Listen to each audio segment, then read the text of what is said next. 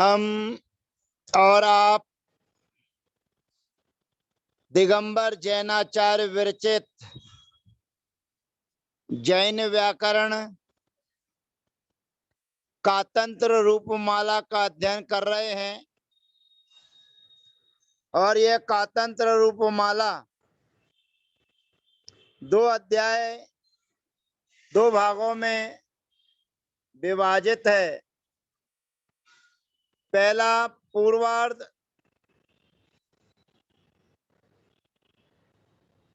और द्वितीय उत्तरार्ध।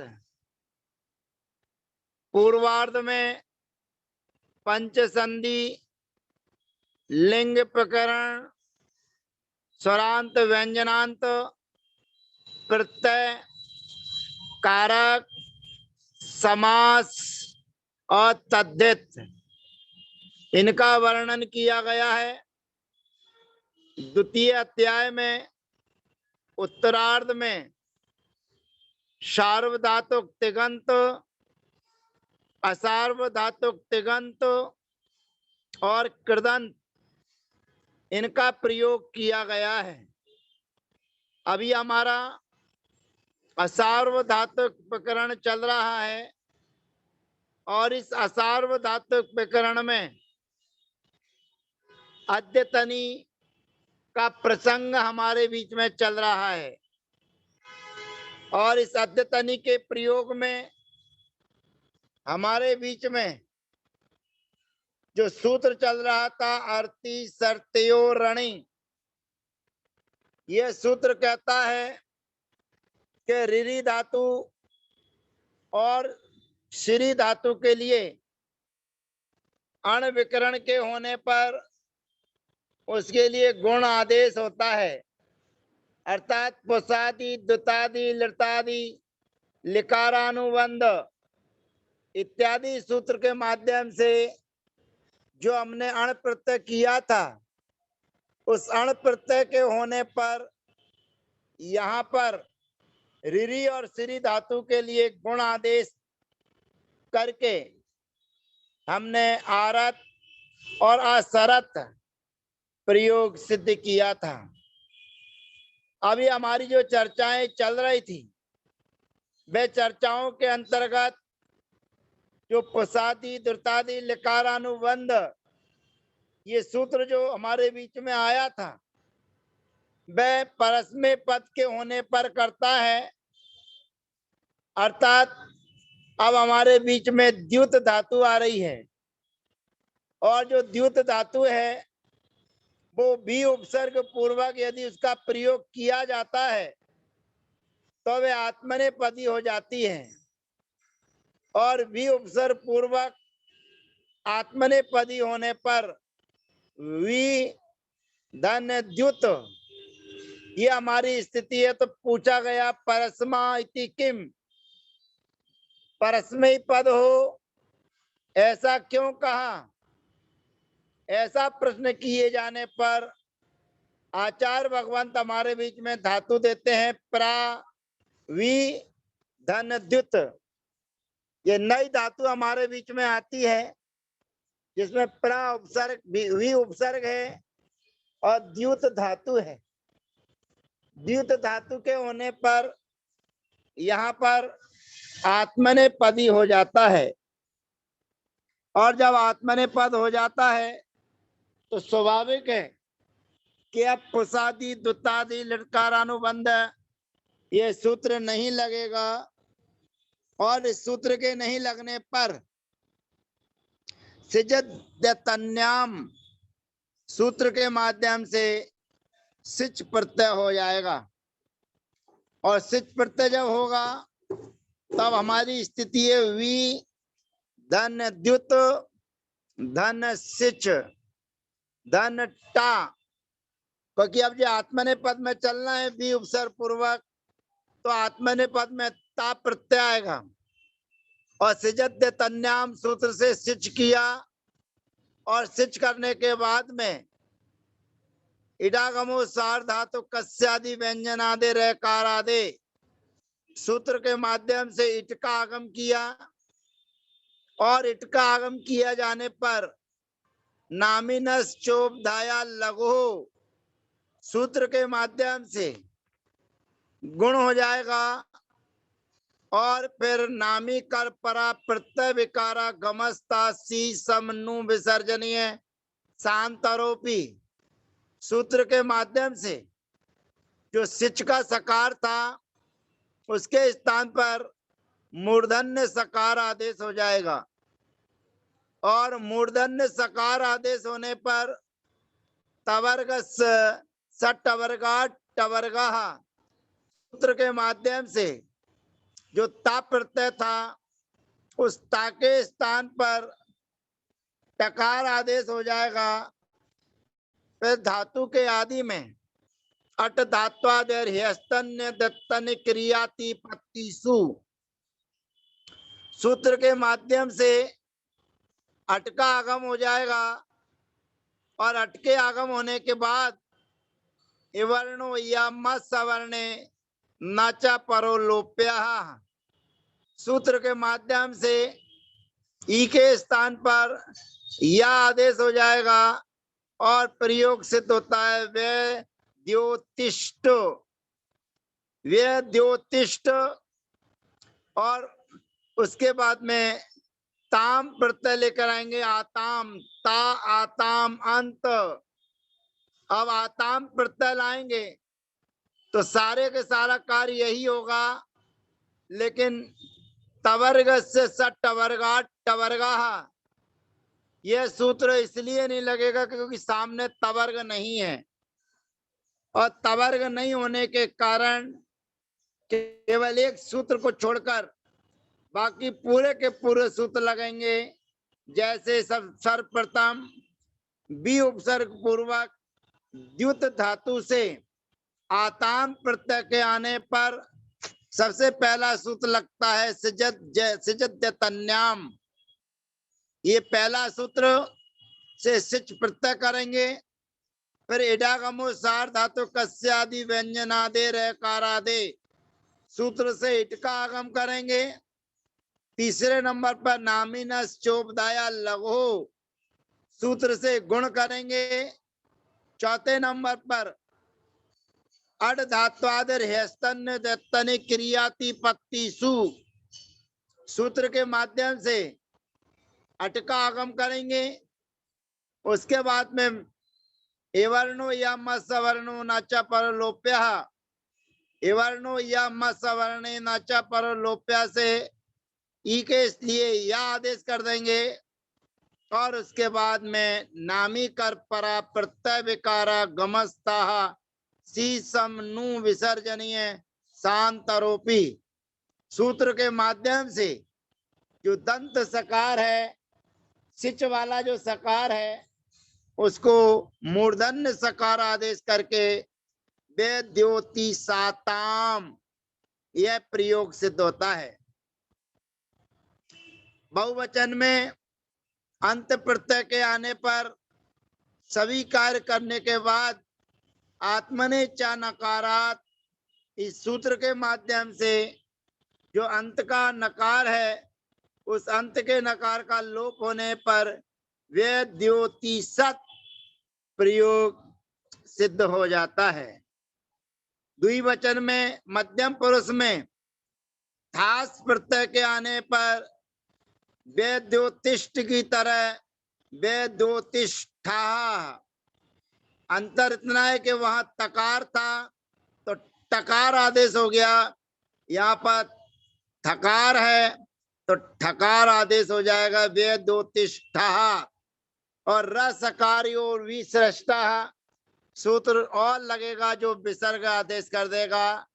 उसके बाद में आथाम प्रत्यय के आने पर वेद्योति साथाम और ध्वम प्रत्यय के आने पर सिचो धकारे सूत्र से सिच का लोप हो जाएगा वेद्योति ध्वम और यहाँ पर उसके बाद में फिर अम आता है ई आएगा ई तो वेद्योतिषी फिर वेद्योतिष्व वही और वेद्योतिष्व मही ये प्रयोग हमारे सिद्ध होते हैं। तो अपने को ध्यान रखना है कि पुसादी दुतादि लिकारानुबंधार्थी ये सूत्र जो हमारे बीच में आया था, वह सूत्र परस्मै पद में ही अण प्रत्यय करता है और आत्मने पद में नहीं। इसलिए द्युत धातु को आत्मने पदी बनाकर सर्वप्रथम ये कार्य आपके बीच में रखा गया।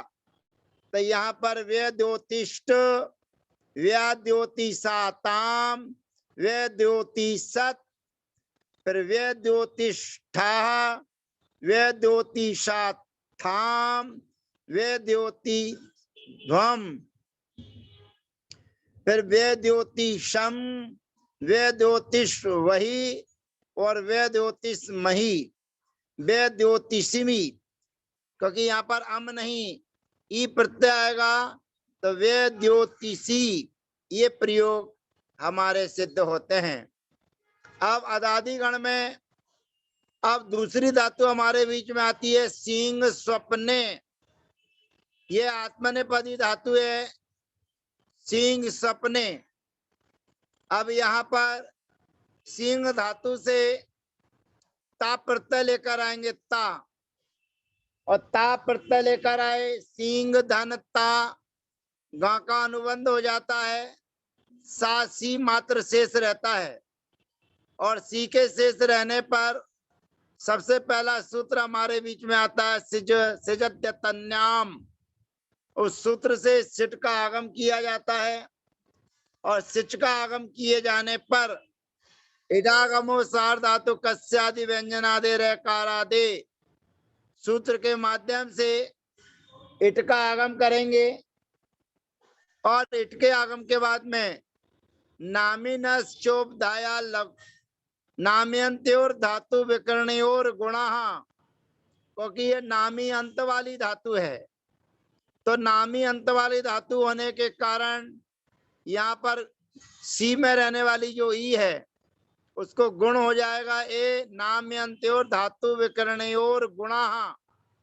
उस सूत्र से ई के स्थान पर ए आदेश हो जाएगा और ए आय लगेगा, ए आय। तो ए के स्थान पर अय आदेश, फिर नामी कर पर प्रत्यय विकारा गमस्ता सी सम नु विसर्जनीय शांतरूपी सूत्र के माध्यम से जो सिच का सकार है उसके स्थान पर मूर्धन्य सकार आदेश हो जाएगा और मूर्धन्य सकार होने पर तवर्ग सटवर्गाट टवर्गा, यह सूत्र के माध्यम से टकार के स्थान पर टकार आदेश हो जाएगा और टकार आदेश होने पर धातु के आदि में अट धात्वादिर ह्यस्तन्य दत्तन्य क्रियाति पत्तिसु से अटका आगम हो जाएगा तो बनेगा असहिष्ट। पुनः एक बार रिवीजन कर लीजिए असहिष्ट कैसे बना। सींग सपने धातु है, सी गा का अनुबंध हो जाता है, गा का अनुबंध होने पर आत्मने पद के प्रत्यय आते हैं, आत्मने पद के प्रत्यय आने पर ताया और सिजत्यन्याम सूत्र से सिच प्रत्यय किया। सबसे पहला सूत्र लगेगा सिच सिजत्यन्याम। दूसरे नंबर पर काम किया जाएगा इट का आगम, इडागमो सार धातु कस्यादि व्यंजनादे रकारादे है। और इसके बाद तीसरे नंबर पर काम किया जाएगा नाम्यंत्योर धातु विकरणयोर गुणा। चौथे नंबर पर काम किया जाएगा ए अय, जो आपने ई के स्थान पर ए गुण किया था उसको अय आदेश करेंगे। अय आदेश करने के बाद में पांचवें नंबर पर काम किया जाएगा नामी कर पर प्रत्यय विकारा गमस्ता सी सम नु विसर्जनीय शांतरोपी से जो सिच प्रत्यय किया था उस सिच प्रत्यय के सकार को मूर्धन्य सकार आदेश हो जाएगा और उसके बाद में तवर्ग से सट टवर्गा टवर्गा सूत्र से दंत मूर्धन्य सकार के नियोग में तकार के होने पर टवर्ग आदेश करेंगे और धातु के आदि में अट धात्वादर हस्तन्य दत्तन्य क्रियाति पत्तिसु सूत्र से अट का आगम हो जाएगा, तब प्रयोग सिद्ध होगा असहिष्ट। द्विवचन में आताम प्रत्यय आएगा। आताम प्रत्यय के आने पर केवल तवर्ग से सट वर्गाट टवर्ग सूत्र नहीं लगेगा, बाकी पूरे काम करेंगे तो सही साताम। फिर अंत प्रत्यय के आने पर आत्मनेच्छा नकारात सूत्र से नकार का लोप हो जाएगा, तो सही सत। फिर ठास प्रत्यय आएगा, तो जैसे असहिष्ट बनाया था वैसे ही था के स्थान पर ठा आदेश हो जाएगा, और रसकारी और विसृष्टा लगाएंगे तो बन जाएगा असहिष्ठा। फिर असही साथाम, फिर असही ध्वम, फिर उसके बाद में असही सी, फिर असहिस वही और असहिस मही। ये प्रयोग हमारे सिद्ध हो जाते हैं। इस प्रकार से आज हमने पुरानी धातुओं के साथ आत्मने पद में द्युत धातु का प्रयोग किया है, और नई धातु हमारे बीच में सिंह सपने, इस धातु का प्रयोग हमने किया। अब यहाँ पर एक प्रश्न आपके बीच में किया जा रहा है, अब आगे ब्रवोवची धातु हमारे बीच में आएगी, उस ब्रवोवची धातु के स्थान पर बची आदेश हो जाएगा, बच आदेश होगा। लेकिन उसके पूर्व कुछ शंकाएं हमारे बीच में रखी जा रही हैं। पूछा जा रहा है कतम अजरत, कतम आदर्शत। तो यहाँ पर प्रश्न ये किया जा रहा है कि जो अजरत और आदर्शत कैसे बना, क्योंकि आदर्शत में वही दृश्य धातु है जिस दृश्य धातु के लिए सण करने का निषेध किया गया है। सण नहीं होता है ऐसा पूर्व में बताया था, तो उसका एक प्रयोग हमने अद्राक्षित बना लिया था अटके आगम के करके, दृश्य और सृज के लिए अटका आगम करके असच दीर्घा से दीर्घ करके अद्राक्षित, ऐसा प्रयोग हमने बनाया। अब ये प्रश्न कर रहे हैं कतम जरत आदर्शत ये कैसे सिद्ध होते हैं, इसके बारे में थोड़ा सा समझाइए। तो यहाँ पर ये कह रहा है, ये वार्तिक हमारे बीच में आई हुई है, और ये वार्तिक हमारे बीच में आके ये कह रही है कि रिवर्ण से उपलक्षणत्वात् इति। इस वार्तिक के माध्यम से रिवर्ण से उपलक्षणत्वात् इति, यहाँ पर इसके पूर्व जो दो धातुओं के लिए गुण किया गया था, कौन कौन सी, ऋरी धातु और श्री धातु को अण विकरण के होने पर गुण किया गया था। तो यहाँ पर दृशिर धातु थी, दृशिर, जैसे मैंने आपसे कहा था कि यहाँ पर दृशिर धातु में इर अनुबंध है, और इर के अनुबंध होने पर कुछ नया कार्य किया जाता है।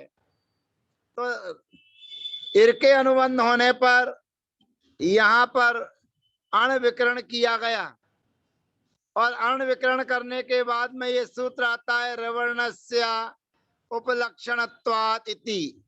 रिवर्णस्य उपलक्षणत्वात् इति, रिवर्ण ये उपलक्षण होने के कारण यहाँ पर जिरी धातु के लिए भी अण विकरण के होने पर गुण हो जाएगा, और दृश्य धातु के लिए भी अण विकरण के होने पर गुण हो जाएगा। तो गुण होने पर बनेगा आदर्शत अजरत। कैसे बनेगा आप लिखना चालू कीजिए। दृश्य धातु हमारे बीच में दृश्य धातु थी दृशिर, जैसा कि मैंने आपको पूर्व में बताया कि इसमें ऋरी का अनुबंध है, और ऋरी के अनुबंध होने पर इसको नया कार्य हम करेंगे। तो अण विकरण तो हमने कर दिया। अण करने के बाद में यहाँ पर ना का अनुबंध हुआ था। ना का अनुबंध होने के कारण उसके लिए गुण और वृद्धि माने अण विकरण तो होगा नहीं। तो क्योंकि अण वृद्धि अण प्रत्यय का उसमें सूत्र में निषेध किया गया था। किसके लिए? कहते आदर्शा क्षण विकरण का निषेध किया गया था कि क्षण विकरण नहीं होगा। तो क्षण का निषेध होने पर यहाँ पर अण विकरण किया गया और अण विकरण के बाद में दृश्य धातु से अण है। अब यहाँ पर न नकारानुबंध चक्रीय तयो सूत्र के माध्यम से गुण का निषेध है।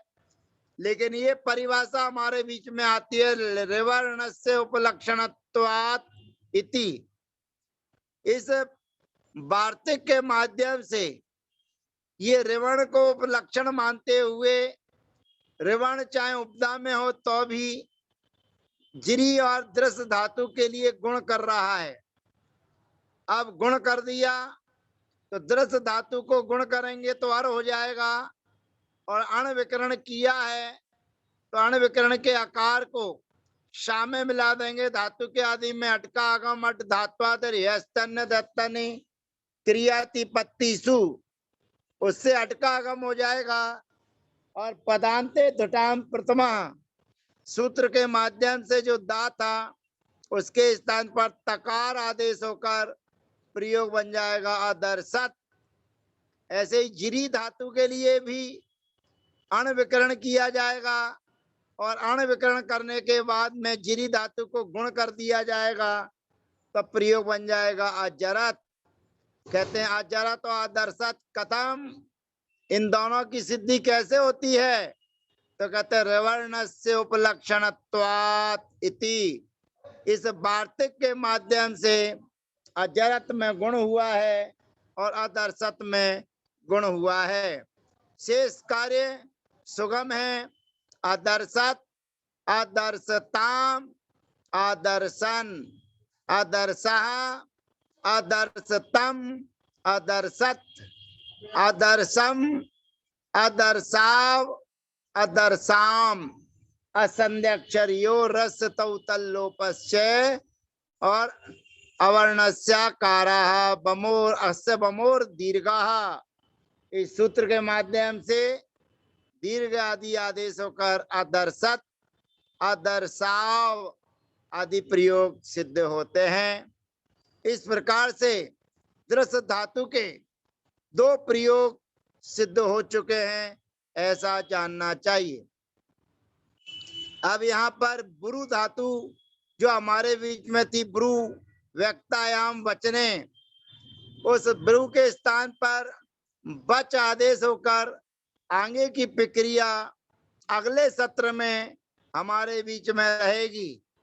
818 नंबर का सूत्र जो हमारे बीच में आ रहा है, दिख रहा है, उस सूत्र के माध्यम से ब्रुवो वची धातु की प्रक्रिया आपके बीच में रखेंगे। तब तक के लिए वंदना। सबका यथा योग अभिवादन। जय जिनेन्द्र।